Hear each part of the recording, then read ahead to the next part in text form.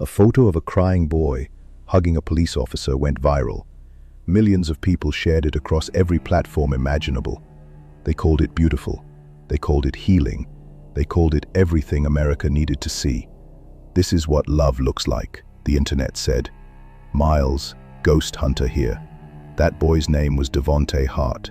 He was 12 years old when that photograph was taken on a street corner in Portland, Oregon, during a protest about police violence. Tears streaming down his face, arms wrapped around a white police officer, a handwritten sign tucked under his arm that read, quote, "One," quote. The image exploded. Tens of millions of views. News outlets from CNN to the BBC ran it as their feel-good story of the week.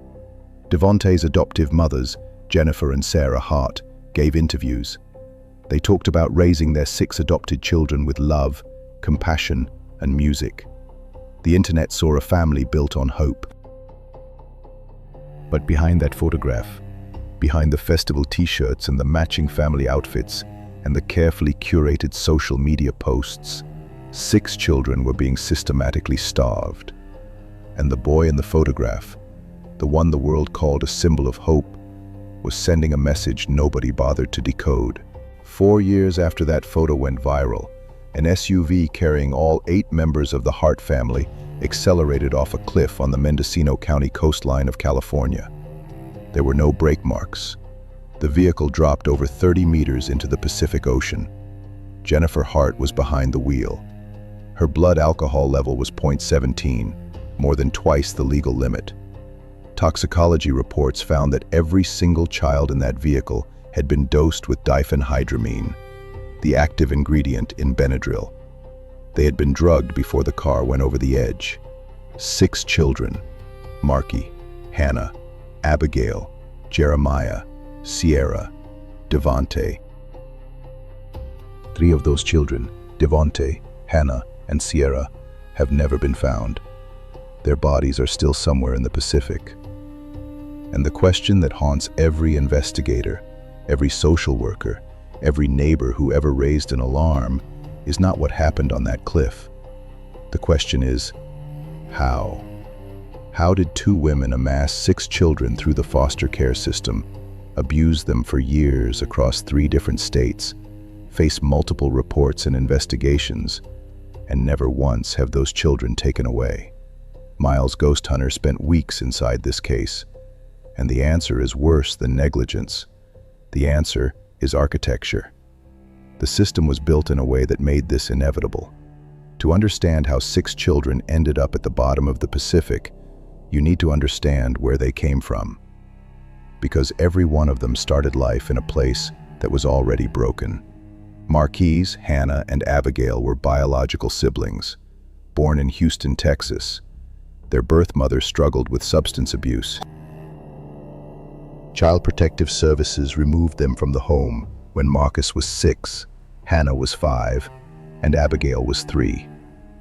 They entered the foster care system in Texas in 2003 and spent years cycling through temporary placements.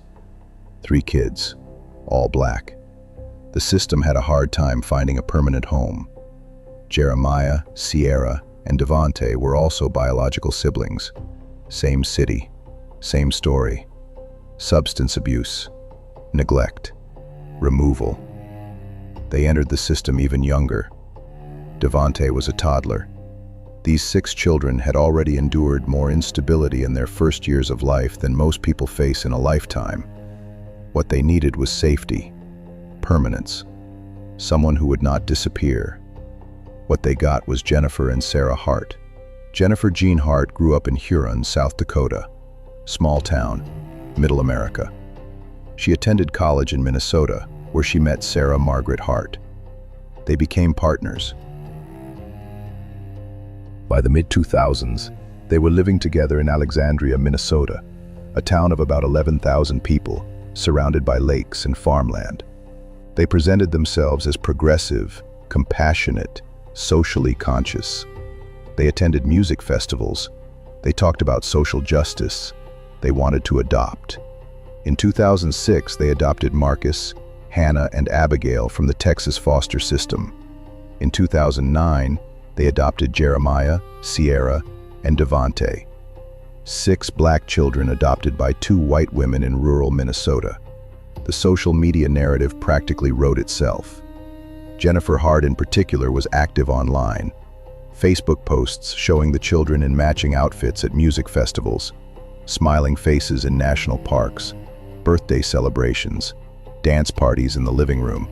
Every image carefully composed, every caption radiating warmth and progressive values. From the outside, it looked like a fairy tale. 6 children rescued from the broken system.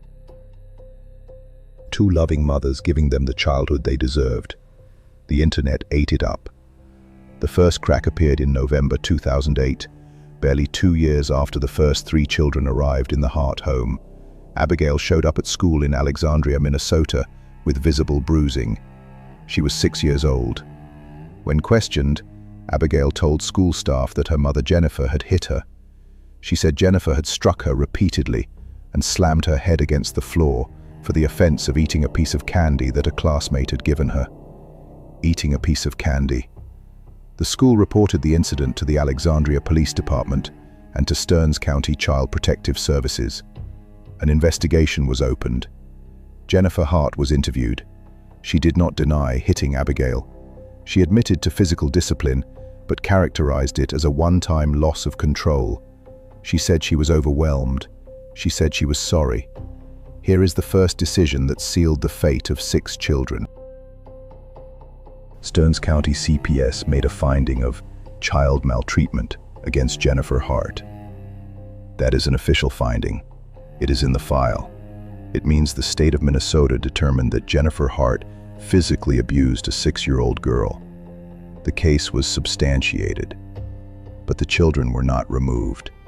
Jennifer Hart pled guilty to a reduced charge of domestic assault. She was sentenced to community service and a 90-day stay of adjudication, which means that if she completed her community service and stayed out of trouble for 90 days, the conviction would be wiped from her record. 90 days. A 6-year-old's head was slammed into a floor for eating candy, and the consequence was 90 days of good behavior. Jennifer Hart completed her community service. The conviction was expunged, and the family continued as before. But the neighbors in Alexandria were watching. Bruce and Dana DeKalb lived next door to the Hart family. They later told investigators that what they witnessed over the years was not a household struggling with the challenges of raising 6 adopted children. It was something darker. They said the children appeared malnourished. They were notably thin. They came to the DeKalb house repeatedly, asking for food. Not once or twice, regularly. Hannah came to their door asking for help. The children said they were being denied meals as punishment. They said they were not allowed to eat unless they performed specific tasks to Jennifer's satisfaction. Bruce DeKalb said he offered food to the children whenever they came. He said they ate with the urgency of children who did not know when their next meal would come. He said it was obvious. The DeKalbs reported their concerns to Minnesota authorities. Other neighbors did the same. The complaints described food deprivation, isolation of the children from social contact outside the family, and an atmosphere of control that went far beyond strict parenting. Here is what happened next. Jennifer and Ciera Hart pulled the children out of school. They announced they would homeschool. This is legal in Minnesota. It requires minimal state oversight. Effectively, the Harts removed the most consistent set of eyes that existed on their children, teachers, counselors, school nurses, and replaced them with nothing.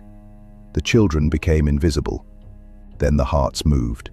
In 2013, they left Alexandria, Minnesota, and relocated to West Lynn, Oregon, a suburb of Portland. Population roughly 25,000. Green, progressive. The kind of place where 2 women with 6 adopted children of color would be celebrated rather than scrutinized. They did not inform Minnesota CPS of their move. They did not inform Oregon authorities of the prior abuse finding. And here is the critical structural failure that Miles GhostHunter needs you to understand. Because this is not about 2 bad women. This is about a machine that was designed to lose children. The United States does not have a unified national database for child welfare cases. Minnesota had a file on the Hart family. That file contained a substantiated finding of child maltreatment. It contained complaints from neighbors about starvation. It contained a criminal guilty plea for domestic assault against a 6-year-old. Oregon had nothing. Oregon did not know. Oregon could not know because there was no mechanism to transfer the information.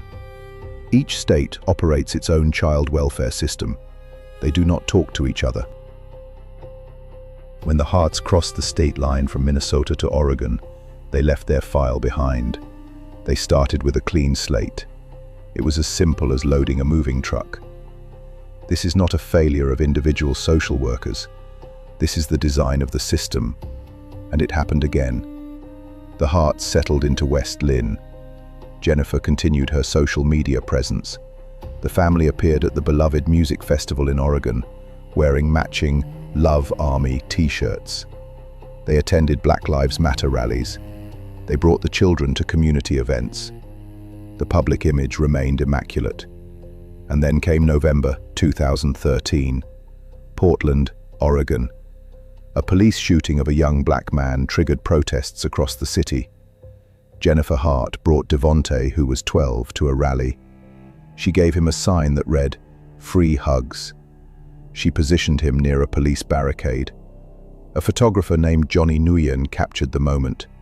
Devonte, tears streaming down his cheeks, embracing Portland Police Sergeant Brett Barnum. A black child crying in the arms of a white officer. The photograph was taken on November 25, 2014. Within 48 hours, it had been shared millions of times. Major news networks ran it. Celebrities reposted it. Jennifer Hart gave interviews about raising her children to believe in love over hate. Devonte Hart became one of the most famous children in America for approximately 72 hours. The internet saw healing. The internet saw progress. The internet saw what it wanted to see. Nobody asked why the boy was crying. Nobody asked whether he was fed that morning. Nobody asked why a 12-year-old child who weighed barely 70 pounds at the time, a child whose age and height should have put him closer to 100, was being paraded in front of cameras at a protest he did not organize, holding a sign he did not write, performing a role he did not choose. The photograph made the Hart family untouchable. Any neighbor who might have raised concerns now faced a wall of public adoration. Who was going to question the mothers of the boy who hugged the cop? Who was going to suggest that the family behind that beautiful viral moment was anything other than what it appeared? But the children kept asking for food. In West Lynn, new neighbors noticed the same patterns the DeKalbs had documented in Minnesota. The children were thin. Markis appeared to be significantly underweight. A neighbor named Alexandra Argyropoulos told investigators that the children had come to her house on multiple occasions, asking for food and asking to be fed. She said Hannah once asked her to call Child Protective Services. Hannah said to the neighbor, "Don't let them know that you're calling. They'll move again." Hannah was 14 years old. She understood the pattern. She knew that her mother's response to investigation was not compliance. It was flight. Argyropoulos contacted the Oregon Department of Human Services. The DHS opened an investigation. A caseworker was assigned. The caseworker visited the Hart home. Jennifer and Ciera Hart refused to open the door. This is a critical point. Oregon child welfare law at the time did not give caseworkers the authority to compel entry into a home during an investigation without a court order. The caseworker could knock. The caseworker could leave a card. The caseworker could attempt multiple visits. But if the family refused to engage, the process stalled. The Hart family refused to engage. The Oregon investigation went nowhere. The case was closed as __6__ because the caseworker was never able to lay eyes on the children. The Harts moved again. From West Lynn, Oregon, to Woodland, Washington, just across the Columbia River. Another state line, another reset. Washington had nothing. Oregon's inconclusive investigation did not transfer. Minnesota's substantiated finding did not transfer. The pattern that Hannah had identified at age 14, report comes in, family moves, file disappears, played out for the third time. Woodland, Washington, a rural town north of Portland, population about 6,000. The Harts bought a house on a large, relatively isolated property. The children were still being homeschooled, which in Washington required only an annual assessment by a certified teacher or a standardized test. Contact with outside adults was minimal, but not zero. Bruce and Dana DeKalb, the Minnesota neighbors who had first reported their concerns years earlier, remained in contact with some of the Hart children through social media. They continued to express worry. Other Woodland neighbors began to notice the same things. The children were outside occasionally, but always under close supervision. They appeared underweight. They did not attend local schools or youth programs. In the fall of 2017, Markis Hart appeared at a neighbor's home in Woodland. He was 15 years old. He told the neighbors, Bruce and Erica Cahoon, that his mothers were not feeding him. He said he was being punished by food deprivation. The Cahoons offered him food. Over the following months, Markis returned repeatedly. He would climb out of the Hart family home at night and cross to the Cahoons' property to get food. Think about that for a moment. A 15-year-old boy, in a home celebrated by millions of people on the internet, was climbing out of his window in the dark to beg neighbors for something to eat. The Cahoons documented what they saw. They took notes. They eventually contacted Washington State Child Protective Services. On Friday, March 23, 2018, a CPS caseworker visited the Hart home. Ciera Hart answered the door. The caseworker explained that a report had been filed alleging child neglect. Ciera told the caseworker that she would need to discuss the visit with Jennifer before allowing any further contact. She asked the caseworker to return on Monday. The caseworker left. The plan was to return on Monday, March 26th. The Harts did not wait until Monday. Within hours of the CPS caseworker's visit, Jennifer and Ciera Hart loaded all 6 children into the family's black GMC Yukon XL. They left the Woodland house in the dark. They headed south, down Interstate 5, through Oregon, into California. There is a security camera at a Safeway grocery store in Fort Bragg, California, that captured Ciera Hart purchasing bananas at approximately 7:13 a.m. on March 26th. This is the last confirmed sighting of any member of the Hart family alive. They drove south along Highway 1, the Pacific Coast Highway, one of the most scenic roads in the country. The road runs along the Mendocino County coastline, a stretch where tall bluffs drop straight down into the ocean. There are pullouts every few miles where tourists stop to take photographs. At a pullout south of the town of Westport,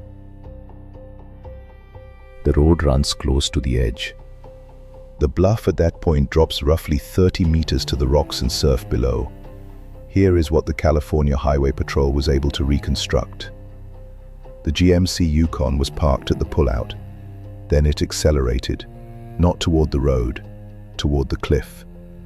The vehicle crossed the gravel shoulder and went over the edge at speed. Data recovered from the vehicle's onboard systems showed no evidence that the brake pedal was engaged at any point during the final acceleration. Jennifer Hart was in the driver's seat. Jennifer Hart's blood alcohol content was 0.17, more than twice the legal limit. She was visibly intoxicated when she drove her family off that cliff. Ciera Hart had a blood alcohol content of 0.12, also legally drunk. But the children were not drunk. The children were drugged. Toxicology reports found significant levels of diphenhydramine, the active ingredient in Benadryl, in the systems of every child tested. The dosing was not incidental. It was not cold medicine. The levels were consistent with deliberate administration, at quantities intended to cause drowsiness and sedation. The children were drugged so they could not resist. They were drugged so they could not fight. They were drugged so they could not scream as the car went over the cliff. The first body recovered was Jennifer Hart. She was found inside the vehicle, which had come to rest on the rocks below the bluff. Ciera Hart's body was found nearby. The body of Markis Hart, age 19, was found in the immediate vicinity. The body of Jeremiah Hart, age 14, was found on the beach below. The body of Abigail Hart, age 15, was found approximately 1 week later, washed ashore to the south. The body of Ciera Hart, age 12, was found weeks later, further down the coast. Devonte Hart, age 15. Hannah Hart, age 16. Ciera Hart, age 12. Their bodies have never been recovered. They are presumed dead. Their remains are somewhere in the Pacific Ocean. 3 children who were taken from broken homes by the state of Texas because the state said it could do better. 3 children who were placed with a family that the internet celebrated as a model of love and inclusion. 3 children whose bones are in the ocean because every system that was supposed to protect them looked the other way. Miles, GhostHunter, has walked through a lot of cases. Cases where violence erupts suddenly. Cases where a single terrible decision destroys a life. This is not one of those cases. This is a case where the destruction was slow, deliberate, and visible, and where the machinery that existed specifically to prevent it failed at every single checkpoint. To understand the depth of that failure, you need to see the full map, because this was not one missed warning. This was a cascade. The first failure happened in Texas. When Jennifer and Ciera Hart applied to adopt through the Texas foster care system, the system conducted a home study. This is standard. A social worker evaluates the prospective parents' fitness, their home environment, their income, their background, their motivation. The Harts passed. They were approved to adopt. But the home study was conducted based on their Minnesota residence. And in Minnesota, at the time of the adoption of Jeremiah, Ciera and Devonte in 2009, there was already a substantiated child maltreatment finding against Jennifer Hart from the 2008 Abigail incident. It was in the Minnesota file. Did Texas know about the Minnesota finding? The record is unclear. The interstate communication protocols at the time, governed by the Interstate Compact on the Placement of Children, a system that had not been significantly updated since the 1960s, relied largely on the requesting state asking the right questions and the responding state providing complete answers. If Texas asked Minnesota whether there were any concerns, and Minnesota provided the file, the finding would have been visible. If Texas did not ask the right question, or if Minnesota did not volunteer the information, the finding would have been invisible.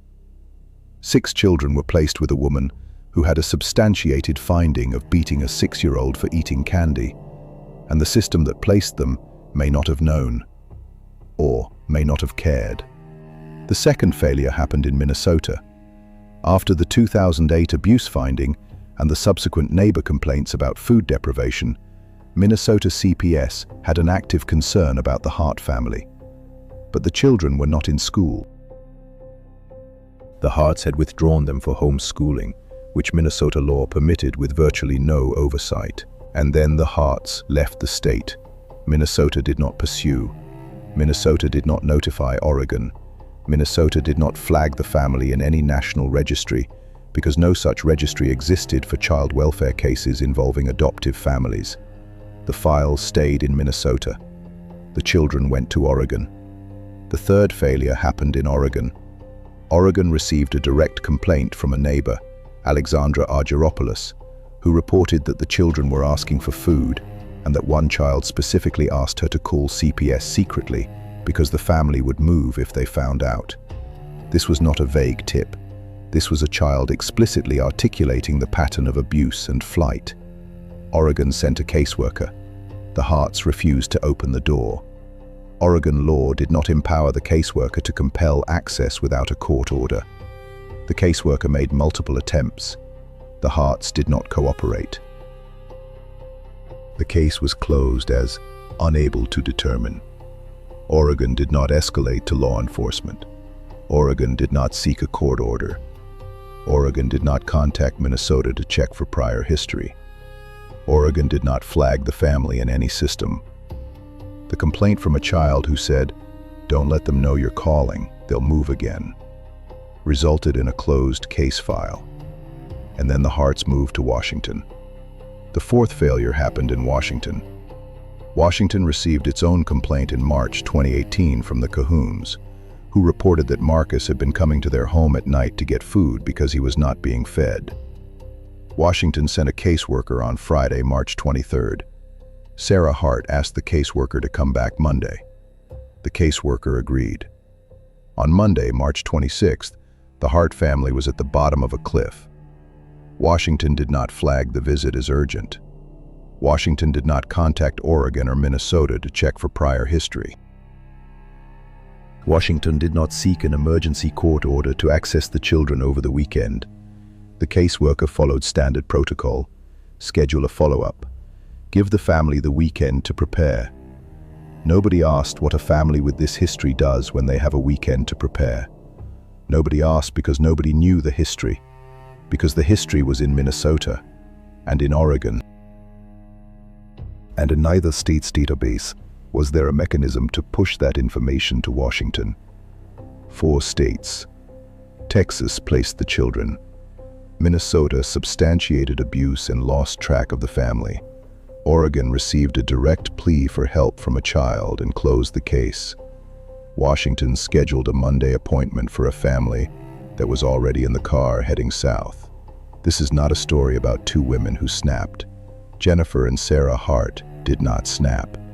The abuse was sustained, calculated, and escalated over more than a decade. Food deprivation as punishment, physical violence, isolation from schools and peers, withdrawal from any adult who might observe and report. And when reports came anyway, flight across state lines to reset the clock. The food deprivation alone tells you everything about the level of control. Markis Hart was 19 years old when he died. He weighed approximately 90 pounds. His autopsy noted severe malnutrition. Devonte, at 15, weighed approximately 70 pounds. For reference, the average weight of a 15-year-old boy in the United States is approximately 125 pounds. Devonte weighed roughly what the average 8-year-old weighs. This was not a child who occasionally missed a meal. This was a child who had been systematically starved for years. And this was the child the internet made famous. The viral photograph of Devonte hugging Sergeant Brett Barnum was taken in November 2014. At that time, Devonte was 12. Based on the weight trajectory established by later medical records, he was likely already significantly underweight when that photograph was taken. The tears streaming down his face were interpreted by millions of people as an expression of hope and healing. They may have been something else entirely. Jennifer Hart orchestrated that moment. She brought Devonte to the protest. She made the sign. She positioned him near the police line. She knew what would happen when a crying black child hugged a white officer in the middle of a national conversation about race and policing. She knew it would go viral. And she knew that virality was a shield. After that photograph, the Hart family had a public reputation that functioned as armor. Jennifer gave interviews about compassion. She posted about gratitude. She constructed a narrative in which she and Ciera were heroic figures, 2 women saving 6 children from the foster care system, raising them in a bubble of love and music and social consciousness. The internet believed it because the internet wanted to believe it. The children could not speak. They were homeschooled. They had no consistent contact with adults outside the family. Their social media presence was curated entirely by Jennifer. The children had no independent voice. The photograph of Devonte, the most public moment any of these children ever had, was staged by Jennifer for her own purposes. The boy was a prop. The tears were real. The narrative was manufactured. Miles GhostHunter wants to be very precise about something here. There is a specific type of abuser who hides in plain sight by constructing an elaborate public persona of virtue. The clinical literature calls this underscore underscore quote underscore 9 underscore underscore. Jennifer Hart did not merely manage impressions, she weaponized them. Every Facebook post, every festival appearance, every matching family outfit was a brick in a wall designed to make the abuse invisible. And the internet, with its hunger for simple, beautiful stories about race and family and love, supplied the mortar. This is not a criticism of people who shared the photograph. They saw what they were shown. The criticism belongs to a culture that rewards surface images without asking what lies beneath them, and to a child welfare system that treated a viral photograph as evidence of family health rather than a potential indicator of performance. After the crash, investigators pieced together the timeline of the final days. On Thursday, March 22, 2018, the day before the CPS visit, Markis Hart made what appears to have been his last visit to the Cahoon house to ask for food. Bruce Cahoon fed him. Markis returned to the Hart home. On Friday, March 23rd, the CPS caseworker arrived. Ciera answered the door. She was described as calm, but evasive. She said Jennifer was not home. She said the children were fine. She asked for the caseworker to return Monday. That night, or in the early hours of Saturday morning, the family left. Surveillance footage and electronic records show the Yukon heading south on Interstate 5 through Oregon. They did not stop at a hotel. They did not use credit cards at restaurants. The only confirmed purchase is Ciera Hart's banana transaction at the Fort Bragg Safeway on the morning of March 26th. The bananas are a detail that investigators have never fully explained. Some have speculated that the bananas were intended as a final meal for the children. Others believe it was simply a routine stop. The truth is unknowable. But the image, a woman buying fruit for children she is about to drive off a cliff, has become one of the case's most haunting details. The Mendocino County Sheriff's Office and the California Highway Patrol conducted the primary investigation into the crash. The Mendocino County coroner ruled all 8 deaths as follows: Jennifer Hart, suicide; Ciera Hart, suicide; all 6 children, homicide. This classification is important. The children were murdered. This was not an accident. This was not a family tragedy in the passive sense that phrase often implies. 2 adults made a deliberate decision to kill 6 children. They drugged them. They loaded them into a vehicle. They drove that vehicle off a cliff. The use of the word tragedy without the word murder obscures what actually happened. Jennifer Hart chose to die. Ciera Hart chose to die. Markis, Hannah, Abigail, Jeremiah, Ciera, and Devonte did not choose. They were drugged unconscious and driven into the ocean by the people the state of Texas had certified as their protectors. In the aftermath, there were investigations. There were reports. There were recommendations. The state of Washington conducted a review of its CPS handling of the case. The review found that the caseworker had followed existing protocol, that the decision to schedule a Monday follow-up rather than pursue emergency intervention was consistent with standard practice for the type of complaint received. The review recommended changes to protocol, including faster escalation for cases involving prior cross-state complaints. But there was no mechanism for cross-state complaints. That was the entire problem. The caseworker in Washington had no way to know about Minnesota or Oregon. The recommendation to escalate cross-state complaints faster was meaningless in a system where cross-state complaints did not exist. Oregon conducted its own review. The review acknowledged that the 2013 investigation had been closed without the caseworker ever seeing the children, and that this outcome was unacceptable. Oregon revised its protocols to require caseworkers to pursue court orders when families refuse access during an active investigation. Minnesota did not conduct a public review. The substantiated 2008 finding and the subsequent loss of contact with the family were not publicly re-examined. At the federal level, there were renewed calls for a national child welfare database, a system that would allow states to share information about families involved in CPS investigations, particularly adoptive and foster families who move across state lines. As of the time Miles' Ghost Hunter is recording this, no such comprehensive national database exists. The Interstate Compact on the placement of children has been updated, but it remains a patchwork system that relies on voluntary cooperation between states.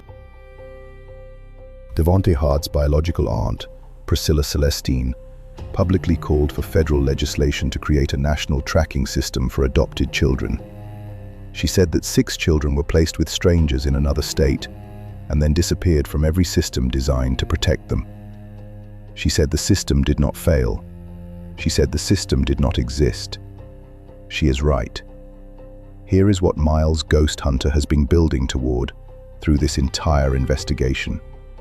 The Hart family case is not fundamentally a story about 2 evil women. Jennifer and Ciera Hart were the instruments of death. They administered the abuse. They drove the car.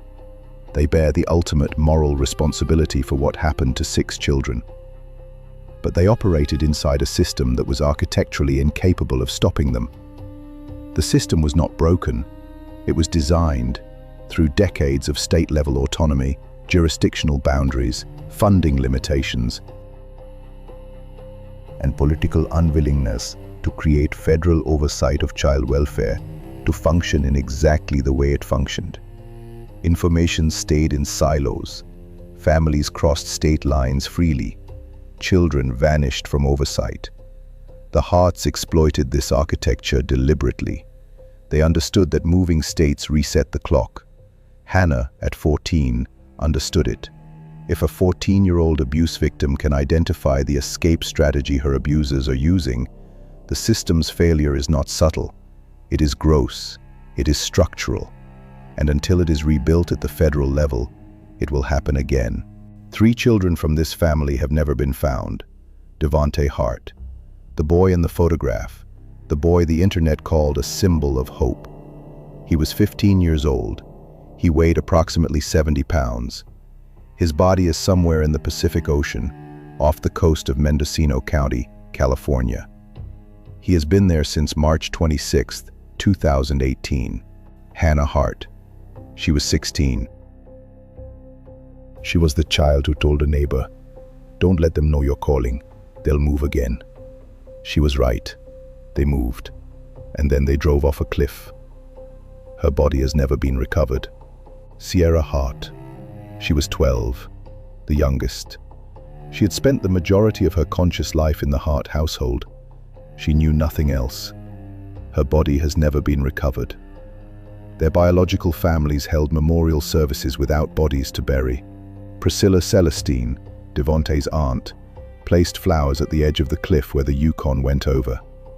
She said she wanted Devonte to know that someone in his real family was looking for him, that someone always had been. The photograph of Devonte hugging Sergeant Brett Barnum is still shared online.